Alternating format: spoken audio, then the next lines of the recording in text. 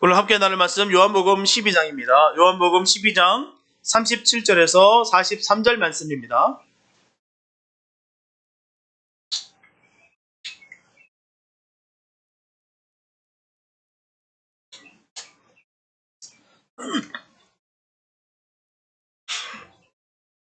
요한복음 12장 37절에서 43절 말씀입니다. 주님의 귀한 말씀 봉독해 올려드립니다. 이렇게 많은 표적을 저희 앞에서 행하였으나 저를 믿지 아니하니 이는 선지자 이사야의 말씀을 이루려 하심이라. 가로되 주여 우리에게 들은 바를 누가 믿었으며 주의 팔이 누이게 나타났나이까 하였더라. 저희가 능히 믿지 못한 것은 이 까닭이니 곧 이사야가 다시 일렀으되 저희 눈을 멀게 하시고 저희 마음을 완고하게 하셨으니 이는 저희로 하여금 눈으로 보고 마음으로 깨닫고 돌이켜 내게 고침을 받지 못하게 하려 함이니라 하였음이더라. 이사야가 이렇게 말한 것은 주의 영광을 보고 주를 가리켜 말한 것이라. 그러나 관원 중에도 저를 믿는 자가 많되 바리새인들을 인하여 드러나게 말하지 못하니 이는 추례를 당할까 두려워함이라. 저희는 사람의 영광을 하나님의 영광보다 더 사랑하였더라. 아멘. 여러 사람과 우리가 대화를 하게 되면 말을 잘 이해하시는 분들이 계세요. 한마디만 해도 10가지를 다 알고 계시는 분들이 있으십니다. 정말 머리가 팡팡팡 돌아가시는 분들 계세요. 잘 이해하시고 그 본심을 잘 깨닫는 분이 계세요. 반면에 여러 번 설명을 들어도 잘 이해를 못하시고 오해하시는 분들도 더러 계십니다. 특별히 우리 어른들 같은 경우 그런 경우가 참 많은 경우를 참 보게 됩니다. 왜냐하면 제가 LA 있을 때 어른들을 모시는 교구에 제가 섬겼는데요. 같은 장소에서 같은 시간에 같은 때 설명을 드리는데 잘 못 알아들으세요. 왜냐? 꼭 한 번씩 대면해서 말씀을 드려야 그 말씀을 이해하시더라고요. 한 번 공지했다고 해서 그 같은 장소에 있다고 해서 다 이해를 못 하시더라고요. 그래서 결론 내린 건 그겁니다. 아, 자신이 듣고 싶은 것만 듣구나. 그렇기 때문에 한 번 설명했던 것을 계속해서 반복해야 되고 대면해서 설명을 드려야 그렇게 자기 말씀인 줄 알고 자기 소리인 줄 알고 들으시더라고요. 그래서 때로는 그 노인 아파트 그 정문에다 글도 써놓습니다. 이렇게 하셔야 됩니다. 꼭 지키셔야 됩니다라고 꼭 적어놓습니다. 그래야 그걸 인식하시더라고요. 그래야 본인한테 하신 말씀이다라고 그렇게 깨닫게 되시더라고요. 하나님의 말씀도 마찬가지입니다. 똑같은 말씀인데도 불구하고 어떤 사람은 오해하고 어떤 사람은 이해를 합니다. 똑같은 주님의 말씀인데 똑같은 자리에서 들었는데도 불구하고 그렇다는 것이죠. 분명한 것은 하나님의 말씀은 우리 영혼에 귀중한 깨우침을 줍니다. 그것은 하나님의 말씀은 성령님께서 우리에게 감동으로 강하게 강력하게 역사하시기 때문이에요. 오늘 본문은 믿지 않는 사람들과 믿으나 사람의 영광을 하나님의 영광보다 더 사랑하는 사람들에 대한 내용입니다. 오늘 말씀을 통해 우리 주님께서 보실 때 과연 우리는 이 안타까운 사람들 가운데 한 사람은 아닌가 하는 그런 점검이 있는 시간 되시기를 바랍니다. 그래서 오늘 본문을 통해서 주시는 말씀으로 우리 속에 있는 불신의 찌꺼기를 깨끗이 청산할 수 있게 되시기를 바랍니다. 첫째, 주님의 마음 알기를 사모해야 됩니다.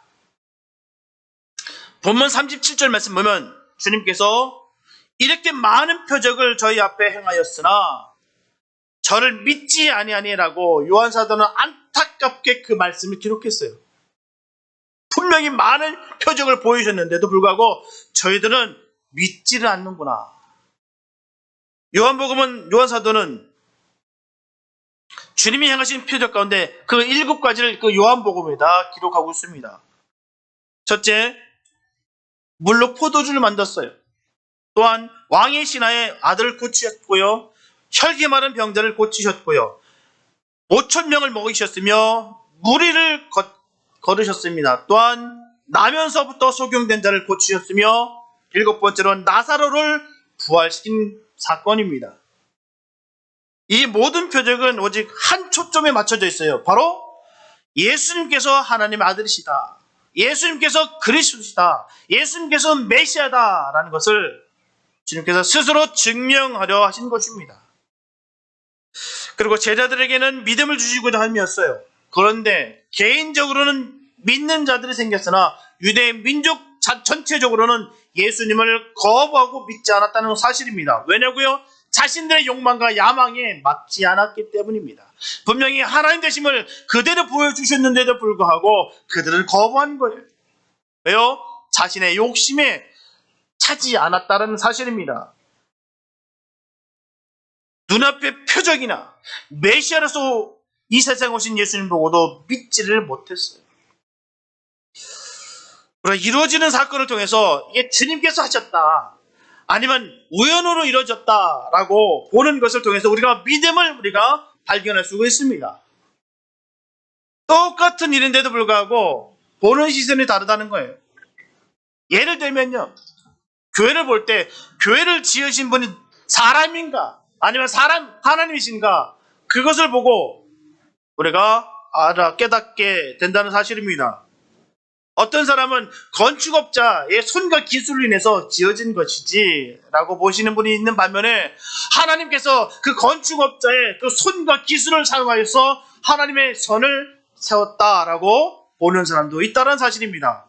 분명한 것은요, 이 모든 것이 다 하나님께서 역사하셨다라고 보는 것이 바로 예수님의 사람들의 모습입니다. 그것이 바로 시선이에요. 분명히 사람의 손에 쓰는 것 같으나 그 사람의 손을 역사하시는 그 하나님을 볼 수 있는 그 눈이 우리에게 있게 되시기 바랍니다. 우연으로 되는 것이 아니라 하나님의 역사 가운데 이루어졌다는 것이 바로 믿음의 본 모습이에요. 여기서 예수님의 사람과 세상 사람과 나눠주는 것입니다. 본문 38절에 보면 이는 선지자 이사야의 말씀을 이르러 하심이라 가로되 주여 우리에게 들은 바를 누가 믿었으며 주의 팔이 누이게 나타났나이까 하였더라. 이 말씀은 이사야 선지자의 예언입니다. 바로 이사야서 53장 1절을 인용한 것이에요. 우리의 전하는 것을 누가 믿었느뇨? 여호와의 팔이 누이게 나타났느뇨? 라는 것입니다. 이렇게 본문에 우리들에게 들은 바라는 것은 하나님께서 주의 종들에게 맡기신 그 메시지를 말하는 것입니다. 또한 주의 팔은 하나님의 권능을 가리키고 있어요. 그러므로 이를 쉽게 풀이하면, 주여 우리가 전한 당신의 메시지를 올바로 받아들여서 믿은 자가 누구이며 또 당신이 베푸신 능력을 보고 그것을 마음속에 간직한 자가 누구입니까? 그 말이에요. 결국 이 말씀은 이사야 선지자 당시 이제 앞으로 있을 유대인들의 그 불신을 예언하는 것입니다. 분명하게 믿음은 하나님의 선물이, 하나님의 은혜입니다. 우리가 믿고 싶다고 해서 믿어지는 거 아니에요. 아무리 골몰이 정말 집중해서 말씀을 읽었다 할지라도 그게 믿어지는 것이 아닙니다. 하나님이 주신 그 감동과 은혜로 말미암아 그 말씀들이 믿어지는 거예요. 그래서 은혜입니다. 바로 선물이에요. 얼마나 감사한지. 예수님께서 그들에게 하나님의 역사가 아니라면 도저히 이룰 수 없는 그 엄청난 표적을 다 나타내 보셨는데도 불구하고 그들은 도무지 믿지를 못했다는 겁니다. 사람으로 할 수 없는 일들이에요. 하나님이시니까 할 수 있는 일들을 하셨다는 것입니다. 그 모든 것을 다 보았고 목격했고 느꼈다는 것입니다. 그런데도 불구하고 그들은 도무지 믿지를 못했다는 것입니다. 더 나아가 주님께서 베푸셨던 그 표적들 중에서도 가장 큰 표적은 성자 하나님께서, 그 말씀 하나님께서 친히 인간의 몸을 입고 이 땅에 오신 것이다 라는 것입니다. 그 엄청난 기적이에요. 그리고 그 말씀 바로 하나님께서 오셔서 직접 말씀을 들려주셨다는 것입니다. 이런 말씀, 하나님의 말씀을 직접 들을 수 있다는 것은요, 그 더 큰 기적은 없습니다. 그보다 더 큰 기적은 없어요. 기독교 역사상 가장 축복된 그 시간이었습니다. 우리가 알고 있는 그 창세기부터 시작해서 요한계시록이 이렇게까지 천만 전체적으로 봤을 때 가장 축복된 시간이 바로 이 시간이었어요. 주님께서 이 땅에 오셨고 그들과 함께 거하셨으며 역사하셨으며 일하셨을 때 그 시간이 기독교 역사상 가장 복된 시간이었습니다. 예수님을 바로 말씀 하나님을 성자 그 하나님을 얼굴과 얼굴을 볼 수 있었던 시간이었다라는 사실입니다. 너무나도 축복이었어요. 저는 꿈에라도 주님의 얼굴 보고 싶습니다. 정말 너무 보고 싶어요. 꿈에라도 말입니다. 그런데 그들은 주님을 직접 봤다는 거예요. 그 음성을 직접 들었고요. 직접 주님을 만질 수도 있었고 주님께서 역사하시는 걸 다 지켜봤고 주님께서 배고프신 것도 피곤하셨던 것도 어려웠던 것도 피 흘리셨던 것도 다 그들은 봤다라는 사실입니다. 그런데도 불구하고 그들은 주님의 말씀을 믿으려 하지 않았어요. 안타깝죠. 보면 39절과 40절 말씀 보면 저희가 능히 믿지 못한 것은 잇 까닭이니 곧 이사야가 다시 일렀으되 저희 눈을 멀게 하시고 저희 마음을 완고하게 하셨으니 이는 저희로 하여금 눈으로 보고 마음으로 깨닫고 돌이켜 내게 고침을 받지 못하게 하려 함이니라 하였음이더라 라고 말씀하고 있어요. 이처럼 유대인들이 안타깝게도 주님을 메시아로 그리스도로 믿지 못했습니다. 오늘 이 본문 말씀은 이사야서 6장 9절과 10절 말씀을 인용한 것이에요. 여호와께서 가라사대 가서 이 백성에게 이르기를 너희가 듣기는 들어도 깨닫지 못할 것이요 보기는 보아도 알지 못하리라 하여 이 백성의 마음으로 둔하게 하며 그 귀가 막히고 눈이 감기게 하라 염려컨대 그들이 눈으로 보고 귀로 듣고 마음으로 깨닫고 다시 돌아와서 고침을 받을까 하노라. 이처럼 본문에 인용한 말씀은 하나님의 말씀을 도무지 들으려고 하지 않고 믿으려고 하지도 않았던 이스라엘 백성들을 향한 이사야 선지자의 처절한 절규입니다. 탄식이었어요. 하지만 오해하면 안 되는 것은 이 말씀이 언뜻 보기에 하나님께서 유대인의 그 구원을 원치 않으시고 오히려 막으셨던 것처럼 느낌을 줄 수가 있습니다. 과연 그럴까요? 과연 하나님께서 그들을 버리셨을까요? 멸망 가운데 그렇게 던져버렸을까요? 결코 그렇지 않습니다. 이 말씀은 첫째는 아무리 하나님의 말씀을 외쳐도 듣지도 믿지도 않으려 하며 점점 강팍해져 가기만 하는 백성들을 향한 탄식이었어요. 이사야 선지자는 예수님 오시기 700년 전 당시 백성들을 보면서 가슴 찢어지는 탄식의 절규를 하였던 것입니다. 저토록 강팍해져 믿지 않는 것은 도무지 이해할 수가 없다는 것이죠. 이사야 선지자가 볼 때는 도저히 그것을 인정할 수가 없다는 겁니다. 틀림없이 하나님께서 믿지 못하게 하지 않고서야 어떻게 저럴 수가 있게 되냐. 이사야 선지자의 탄식입니다. 어떻게 저렇게 하나님을 믿지 않을 수가 있지. 어떻게 하나님께서 막지 않으셨다면 어떻게 저런 일들이 이루어질 수가 있었을까. 이건 도저히 이해할 수가 없다. 그런 탄식이었다는 것이죠. 둘째는 역선의 진료로 받아들일 수도 있다는 사실입니다. 즉 하나님께서는 모든 일에 배우고 계시다는 그 믿음의 측면에서 생각하는 거예요. 출애굽기 7장 13절에서 전하고 있듯이 과거에 이스라엘을 구원하시기 위해서 바로의 마음을 강팍하게 하시고 로마서 11장 11절에서 전하고 있듯이 세상 만민을 구원하시기 위해서 독생자를 희생시키시고 이젠 이방인들을 구원하시기 위해서 유대인을 완곡케 하셨다라는 생각입니다. 어찌되었든 그러나 분명한 사실은 유대인들이 표적을 보고도 믿지 않았다는 안타까운 사실이에요. 주님을 거부했다는 사실입니다. 일반적으로 완악하고 패역한 인간을 버리고 포기하는 것은 참으로 쉬운 일입니다. 너무나도 쉬워요. 버리는 건요 너무 간단합니다. 쉽습니다. 어느 누구라도 할 수 있는 일이에요. 반면에 악하고 굳은 인간을 포기치 아니하고 끝까지 그에게 진리를 일깨준다라고 한 것은 너무나도 힘든 일이에요. 포기치 않고 버리면 간단한 일인데 그렇지 아니하고 인내와 연단과 그 애씀이 있어야 된다는 사실입니다. 그러니까 우리가 기억해야 될 것은 하나님께서는 하나님의 뜻을 바로 알고 주님의 일을 감당하기를 원하시는 사람들에게 하나님의 영광을 보게 하신다는 것입니다. 이게 중요한 거예요.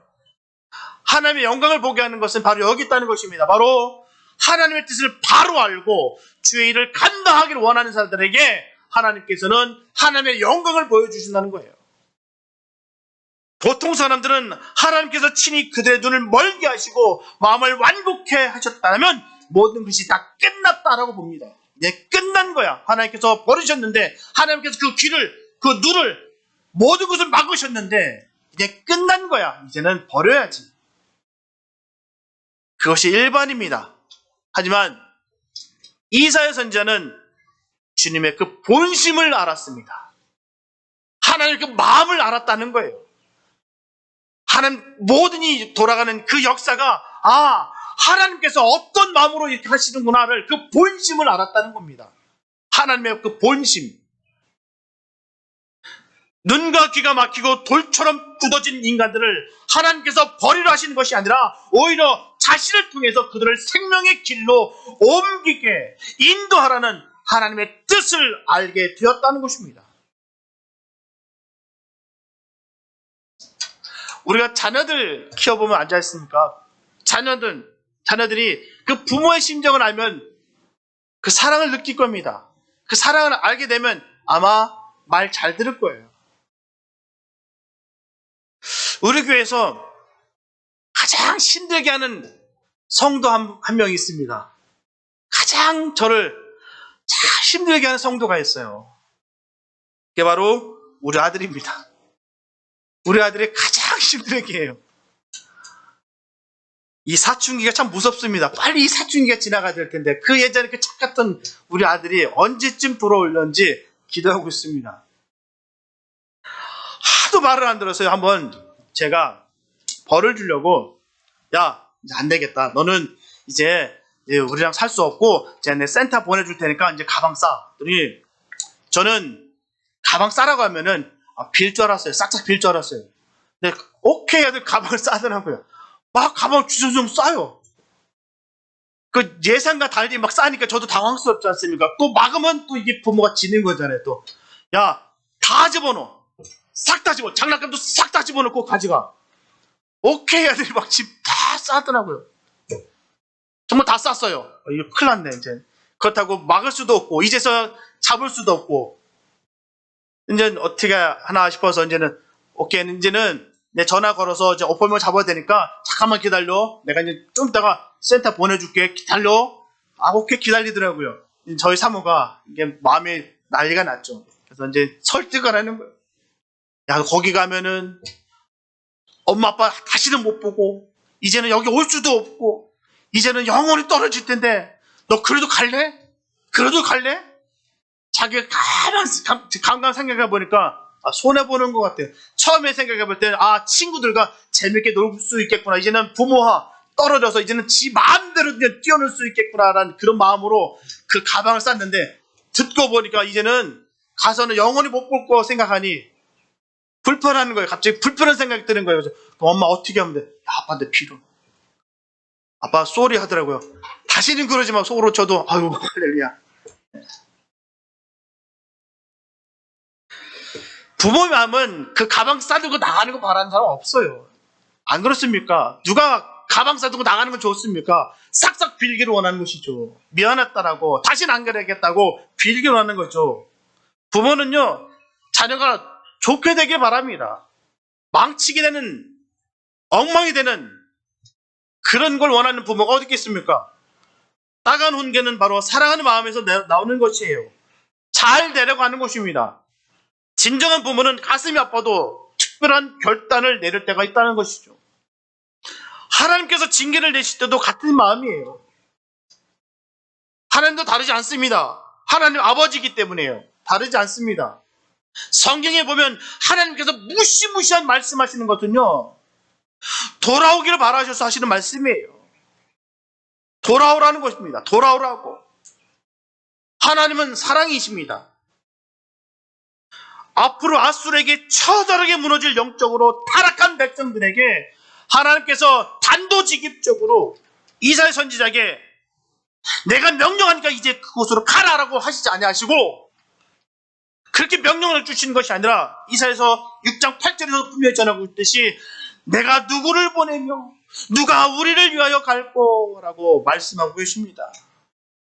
속 시원하게 이사야 네가 가라, 좀 제발 좀 가서 그들을 좀 돌이켜봐라, 이렇게 말씀하시는 것이 아니라 눈치 보시면서 내가 누구를 보내며 누가 우리를 위하여 갈꼬. 오히려 이사야 선지자에게 명령한 것이 아니고 묻고 계시다라는 사실입니다. 분명히 그냥 명령하시면 쉬운데 그러지 아니하시고 어렵고 힘든 상황을 다 보여주세요. 저들이 아무리 복음을 선포할 때대로 안 들을 거야. 귀가 막혔기 때문에, 눈이 막혔기 때문에 그 말씀을 암만 전해도 그들은 안 돌아올 거야. 그런데도 불구하고 다 보여주는데도 불구하고, 그래서 하시는 말씀이 이사야에게 내가 누구를 보내며 누가 우리를 위하여 갈꼬 이렇게 말씀하고 계십니다. 이처럼 하나님은 주님의 마음을 알게 된 네가 그 일을 감당하라, 그 말씀이에요. 내 마음을 아는 네가 나를 대신해서 그 일을 맡아달라, 그 말씀하고 계시는 것입니다. 우리가 환상을 왜 봅니까? 여러분들 환상 보신 분들, 환상 보셨던 분들 어떠셨습니까? 환상을 왜 봅니까? 환상을 보고 즐기라고 주신 그런 하나님의 은사입니까? 어떻게 생각하세요? 환상을 봤다고 해서 영적인 권위가 높여졌다고 하는 그 착각 버리시기 바랍니다. 환상은 하나님께서 일을 주신 것이에요. 보게 하신 다음에 그 일을 감당하라고 우리에게 환상 보여주신 것입니다. 주님은 그 일을 보게 하신 사람과 함께 그 일을 감당하시기를 원하신다는 거예요.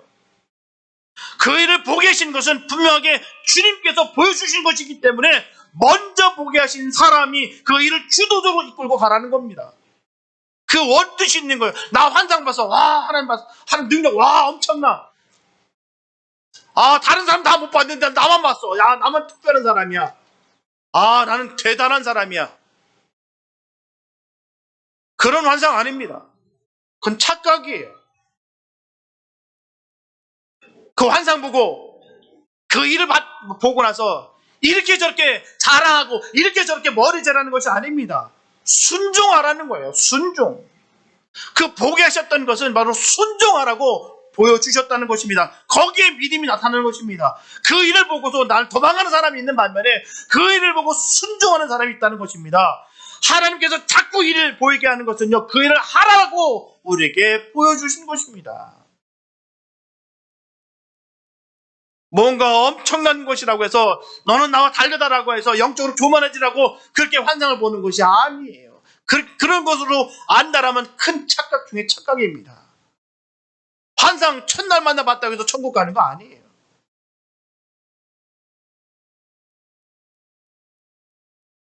하나님께서 이사야 선지자에게 그 타락한 이스라엘 백성들을 향해서 질문하실 때 그에 대답은 뭡니까? 아니 하나님, 저렇게 강팍한 인간들을 다 보여주신 다음에 저보고 가라고요? 너무하는 거 아닙니까 하나님? 아니 왜 글로 보내십니까? 난 딴 데로 가고 싶은데 라고 그가 얘기했나요? 그의 대답은 내가 여기 있나이다. 내가 여기 있나이다. 하나님 날 보내주세요. 제단 숯불에 내가 입술 팍 찢고 내가 한번 가겠습니다 라고 그는 내가 여기 있나이다 라고 하나님께 고백합니다. 하나님께서 원하시는 뜻을 깨달은 사람의 대답이에요. 하나님의 본심을 안 사람의 대답입니다. 내가 여기 있나이다. 하나님 그 땅을 보고 너무너무 쓰러하시고 아파하시는 그 땅을 나를 보내주세요. 그게 하나님의 본심을 깨달은 사람의 모습이에요. 그렇다면 과연 우리에게 하나님께서 이런 질문하실 때 우리의 대답은 뭘까요? 우리 교회도 해야 할 일들이 참 많이 보입니다. 한번 보십시오. 구석구석 보면 할 일들이 참 많이 보여요. 남들 눈에 보이지 않는 것을 보았다면 그것을 지적하고 비판하라고 보여주는 것이 아닙니다. 소리 없이 그 일을 섬기라는 거예요.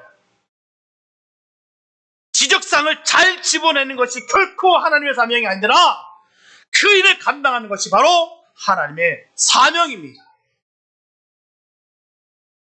주님이 보여주시는 열악한 상황들을 바라보면서 주님 여기 있사오니 나를 보내주십시오. 나를 써주시옵소서라고 전해야 될 줄 믿습니다. 그런 믿음의 고백하시는 주님의 자녀된 삶 사시기를 예수님의 이름으로 고백합니다. 축복합니다. 이렇게 부족한 것을 지적하는 사람들이 늘어나는 것이 아니라 그것을 하나님이 보여주신 사명으로 여기고 감당해가는 사람들이 늘어나게 되면 하나님의 나라와 하나님이 세우신 교회는 더욱더 든든하게 세워져 가게 될 줄로 믿습니다. 오늘 본문에서 들처럼 강팍하게 굳은 백성들을 보시고 가슴 아파하시는 주님의 마음을 깨닫게 되시기를 바랍니다. 분명한 것은 하나님께서는 악한 자가 돌아오는 것을 너무나도 기뻐하시는 분이십니다. 하나님께서는 그 길 잃은 그 양 한 마리의 양이 다시 돌아오기를 간절히 바라시는 분이십니다. 모든 사람이 구원을 받고 멸망을 받지 않기를 바라시는 주님의 마음을 온전히 깨닫고 영혼을 건져내어 살리는 길로 인도해가는 사명을 잘 감당하는 복된 예수님의 사람들이 되시기를 예수님의 이름으로 축복합니다. 둘째, 믿음은 용기 있는 사람의 것입니다. 보면 42절 말씀 보면 관원 중에도 저를 믿는 자가 많되 바리새인들을 인하여 드러나지 말하지 못하니 이는 추례를 당할까 두려움이라. 이 말씀은 유대 관원 중 믿는 자가 자신의 신앙을 드러내놓고 말하면 유대사에서 버림을 받을까 두려워 가득한 그 번뇌하는 마음을 전하는 말씀이에요. 진심으로 예수를 믿노라 하면서도 인간적으로 이룰 것이 너무나도 많은 까닭에 자신의 신앙을 사장시켜보려는 너무나도 안타까운 불신앙의 모습이었다는 것입니다. 분명하게 요한복음 12장 25절에서 주님께서 분명히 말씀하셨어요. 자기 생명을 사랑하는 자는 잃어버릴 것이요 이 세상에서 자기 생명을 미워하는 자는 영생하도록 보존하리라. 주님 말씀하셨습니다. 그래서 사도 바울은 로마서 10장 10절에서 믿음의 사람의 모습을 분명하게 정의합니다.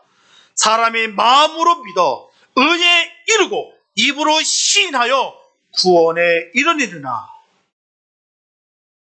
마음으로만 믿는다고 해서 절대로 믿음의 사람이라고 할 수가 없습니다. 반드시 시인하고 삶으로 그대로 나타나야 비로소 믿는다고 할 수가 있습니다. 분명히 유대인들에게 있어서 출교라고 하는 것은 너무나도 무시무시한 형벌이에요. 끔찍합니다. 아주 세상 말로 형벌의 끝판왕이에요. 지난 시간에도 말씀을 드렸지만 일단 출교를 당하게 되면 유대 사회에서 완전하게 영원히 추방되는 겁니다. 끝인 거예요. 그래서 출교된 자는 유대인의 공공장소에 나갈 수도 없고요. 또한 물건을 사거나 팔 수도 없습니다. 그리고 유대인은 출교된 자에게 2m 이상 가까이 접근할 수가 없어요. 우리 코로나 사태로 인해서 이뤄진 게 뭡니까? 이 사회적 거리두기 아닙니까? 참 안타까워요. 정말 함께 나눌 수 없고 함께 떡을 뗄 수도 없고 서로 이렇게 떨어질 수밖에 없는 이 안타까움이다라는 것입니다. 왜냐고요? 전염될까 봐. 내가 전염을 시키든 아니면 내가 전염을 받건 이런 죽음의 공포로 인해서 우리가 사회적 거리를 둘 수밖에 없다는 사실이죠. 마찬가지입니다. 함께 하면 함께 매장되기 때문에 함께 2m 안에 근접할 수가 없다는 것이죠. 또한 유대인은 출교된 자가 죽으면 그 시체에다가 침을 뱉고 돌을 던집니다. 뿐만 아니라 출교된 자를 위해 우는 것이 금지되어 있어요. 이렇게 유대인에게 있어 출교라고 하는 것은 죽음과 같은 형벌입니다. 사형 선고예요. 끝입니다. 그렇기 때문에 예수님을 믿는다고 하는 관원들이 많았는데도 불구하고 공개적으로 밝히지 못한 것이에요. 그들은 출교가 너무너무 두려웠던 것입니다. 당시 시대적 상황으로 보면, 또한 인간적으로 보게 되면 그들을 충분히 이해할 수도 있습니다. 인간적으로 볼 때 말입니다. 하나, 영적으로는 도저히 이해할 수가 없습니다. 요한복음을 기록한 이 요한 사도를 비롯하여서 예수님의 모든 제자들과 따르는 모든 증거자들도 출교를 당했어요. 그로 인해서 온갖 핍박을 당할 수밖에 없었습니다. 그러나 그들은 이것을 조금도 두려워하지 않았어요. 조금도. 그들에게는 전혀 문제가 되지 않았습니다. 어떤 불이익과 공격에도 예수를 부정하지 아니하고 증거한 것을 복된 것으로 여기는 것입니다. 세상 권세와 명을 주면서 예수를 부인하라고 해도 절대로 흔들지 않았다는 거예요. 아무리 큰 미혹을 한다 할지라도 단호하게 끊어서 나는 예수의 편이다, 난 예수의 제자다, 난 예수님의 사람이다 라고 그들은 당당하게 증거했습니다. 그렇다면 유대관원들은 예수님을 믿는데도 불구하고 왜 다른 사도들처럼 왜 믿음의 용기가 없었을까요? 그들도 똑같이 은혜를 받았고 똑같이 주님께서 하셨던 그 역사를 다 체험하고 다 지켜봤는데도 불구하고 왜 그들은 믿음의 용기가 왜 없었을까요? 그 이유는 간단합니다. 바로 바라보는 시선이 달랐기 때문이에요. 바라보는 시선이 달랐습니다. 보면 43절에 보게 되면 저희는 사람의 영광을 하나님의 영광보다 더 사랑하였더라.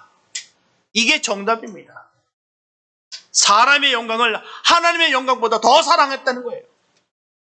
곧 저들은 하나님과 함께 사는 것보다 오히려 인간과 함께 사는 길을 택했다라는 것입니다. 보이지 않는 하나님보다 보이는 사람을 더욱더 의식하고 더욱더 그 길을 택했다는 것입니다. 그들은 하나님께서 자신들에 대해 어찌 생각하는가 하는 것보다는 사람들이 어떻게 생각하고 있느냐를 더욱더 중시했다는 말씀이에요. 이것이 바로 불신앙적인 태도입니다. 결국 관원들은 주님을 믿는다고 하면서 실상은 주님의 능력보다는 사람의 능력을 더욱더 믿었습니다. 절대로 구원은 주님을 믿어야 구원이지 주님의 기적을 많이 체험하고 많이 목격했다고 해서 이루어지는 것이 구원은 아닙니다. 구원은 그렇게 이루어지는 것이 아니에요. 예수님을 믿어야 구원받습니다. 틀림없는 사실이에요. 틀림없는 진리입니다. 그러므로 그들은 주님을 자신의 삶의 영위를 위해서 철저하게 이용하고 사용한 거예요. 결국 수단과 방편일 뿐이었다라는 사실입니다. 하지만 진정한 예수님의 사람들은 예수님이 삶의 목표와 목적이 됩니다. 전부가 되는 거예요. 예수님께서 삶의 모든 것이 되는 것입니다. 바로 주님께서 삶의 모든 것이 되고 생명이 되신다는 거예요. 그게 바로 예수님의 사람들의 모습입니다. 그렇기 때문에 영원하신 하나님의 영광을 더 사랑할 수밖에 없어요. 사람의 영광이 아닌 그 하나님의 영광을 말합니다. 다른 길은 절대로 없다는 것을 알고 있기 때문입니다. 예수의 다른 길은 다 멸망과 사망, 영원한 죽음이라는 것을 알기에 그 길을 갈 수가 없다는 것이죠. 오직 예수 그 길, 그 생명의 길, 그 진리의 길을, 그 길을 알았다는 것입니다. 그러므로 아무리 모진 핍박과 고난이 있다 할지라도 그 영원한 영광에 비하면 아무것도 아닌 것을 알기에 그들은 넉넉하게 이 모든 것들을 이길 수가 있었습니다. 이렇게 하나님의 영광을 보고 열광하며 주님에 대한 확신을 가지고 있었던 바로 요한 사도는 계시록 21장 1절과 2절에서 분명하게 증거합니다. 또 내가 새 하늘과 새 땅을 보니 처음 하늘과 처음 땅이 없어졌고 바다도 다시 있지 않더라. 또 내가 보매 거룩한 성 새 예루살렘이 하나님께로부터 하늘에서 내려오니 그 예비한 것이 신부가 남편을 위하여 단장한 것 같더라. 이렇게 예수님의 사람들의 궁극적인 소망은 새 하늘과 새 땅입니다. 분명하게 신앙의 최종 목적은 부활을 통하여 영원 무궁한 새 하늘과 새 땅에 들어가 영생 복락을 누리는 것입니다. 주님과 함께 말이에요. 우리가 비록 이 땅 가운데 현재 슬픔과 근심 가운데 우리가 살아가고 있으나 하지만 우리의 믿음은 언제나 새하늘과 새 땅에 있어야 될 줄 믿습니다. 예수님이 십자가 못 박혀 피 흘려 돌아가시고 사흘 만에 부활하신 목적 역시 영원한 고통의 지옥에 들어갈 우리를 구원하여 영생 복락의 그 새하늘과 새 땅에 들어가게 하기 위한 주님의 사랑이었습니다. 이런 주님의 놀라운 사랑을 기억하시면서 하나님의 영광이 아닌 사람의 영광이 아닌 하나님의 영광을 바라보게 되시기를 축복합니다. 한계가 있고 끝이 있는 사람의 영광에서 끝이 없고 영원한 하나님의 영광을 이제는 시선을 옮기게 되시기를 예수님의 이름으로 축복합니다. 사랑하는 성도 여러분, 우리는 예수님의 이력에 대한 정보를 믿는 것이 아니에요. 예수님의 그 인포메이션을 우리가 따르는 것이 아닙니다. 그 믿는 것이 아니에요. 예수님께서 하나님의 아들이 되시며 구세주가 되시며 우리의 삶의 주관자가 되신다는 것을 믿고 따르는 것입니다. 주님을 믿는 믿음이 없고 주님을 시인하고 고백하지 않으면 절대로 믿는 사람이 아닙니다. 뿐만 아니라 마음속 기쁜 곳에서부터 주님을 믿는 믿음이 진지하고 사실이라고 할지라도 행여나 예수님을 믿는 것으로 주변이 어색해질까봐, 내가 정말 인간관계가 내가 예수 믿는 것으로 인해서 다 깨질까봐 두려워서, 어색해질까봐, 그 불이익을 당할까봐, 불편함을 당할까봐 예수님의 사람인 것을 감추고 있다면 그 또한 믿음의 사람이라고 할 수가 없습니다. 내가 마음속에만 진작에 믿었고 감추고 숨기고 예수님 사람 아닌 것처럼 살아가는 것 소용없습니다. 예수님의 사람 아니에요. 이런 사람들은 아직 사람의 영광을 더욱더 중요하게 살아가고 있는 불신자일 뿐입니다. 아무리 많은 희생이 따르고 대가를 치르게 된다 할지라도 당당하게 주님의 이름을 전하고 높이는데 전심을 다해야 될 줄 믿습니다. 만약에 사람의 영광을 버리고 하나님의 영광을 먼저 구하면 사람의 영광도 따라옵니다. 그러나 하나님의 영광을 버리고 사람의 영광을 취한다면 결국 모두 다 잃게 돼버립니다. 그러므로 담대하게 예수님을 드러내는 예수님의 사람들이 되시기를 바랍니다. 그래서 저와 여러분들은 우리 안에 있는 불신과 의심을 완전히 다 버리고 하나님의 영광을 위하여 살아가는 믿음이 있게 되시기를 축복합니다. 분명히 믿음을 가질 때 저와 여러분들은 하나님 앞에서 의롭다함을 받고 하나님의 자녀가 됩니다. 반드시 구원을 받고 또한 세상을 반드시 이깁니다. 그러므로 저와 여러분들은 오직 하나님의 영광을 바라보시고 어떤 상황 속에 있다 할지라도 주님 주시는 능력으로 말미암아 승리하는 예수님의 사람들이 다 되시기를 예수님의 이름으로 축원합니다. 기도합니다. 사랑하는 주님 감사합니다. 아버지, 우리가 예수님의 사람으로 살기 원합니다. 하나님, 우리가 어떤 희생과 고난과 고통이 우리가 따른다 할지라도 결코 주님을 부인치 아니하고 오직 예수를 나의 구주로 여기며 선포하며 주님의 자녀된 복된 삶을 살기를 원합니다. 주님, 우리를 인도하여 주시고 강력하게 영역에 영역을 더하여 주셔서 어떤 곳에서도 우리가 미혹되지 아니하고 늘 감사하며 승리할 수 있는 복된 우리 모두가 되게 하여 주시옵소서. 늘 우리 삶 속에 주로 말미암아 감사가 끊어지지 않게 도와주시고 늘 성령 충만함을 받아 결코 주님만 바라고 의지하고 승리하는 복된 주의 자녀들 되게 하여 주시옵소서. 주께서 세상 끝날까지 우리를 사랑하시는 그 사랑을 늘 깨달아 감사하며 믿음 지켜나갈 수 있는 우리 모두가 될 줄로 간절히 믿사옵고 우리를 구원하신 예수님의 이름으로 감사하며 기도드렸습니다. 아멘.